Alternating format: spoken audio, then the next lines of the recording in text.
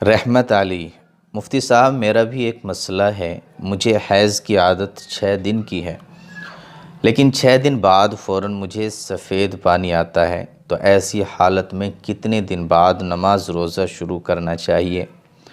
मुफ्ती साहब, मैं ये मसला दूसरी बार पूछ रही हूँ, प्लीज़ बता दीजिए।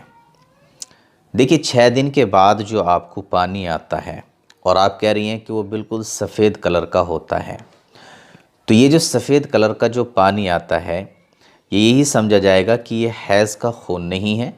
आपकी ब्लीडिंग ख़त्म हो चुकी है। आप गुस्ल करें और उसके बाद में अपने नमाज रोज़े को शुरू करें।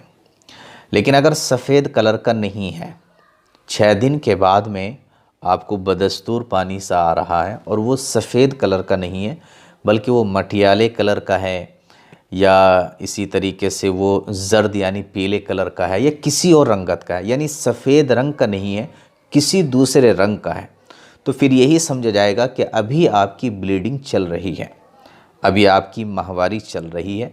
लिहाजा अभी आप जो है ना रोज़ा रखेंगी और ना नमाज पढ़ेंगी। लेकिन अगर सिर्फ सफ़ेद ही कलर का पानी आता है, किसी और कलर का नहीं आता है, तो फिर ये समझा जाएगा कि आपकी ब्लीडिंग ख़त्म हो चुकी है, आपकी माहवारी ख़त्म हो चुकी है। तो फिर आप इस सूरत में, जब सफ़ेद ही पानी आए, इस सूरत में फिर आप गुस्ल करेंगी और अपना नमाज रोज़ा शुरू करेंगी। तो उम्मीद करता हूँ कि ये मसला आपकी समझ में आ गया होगा।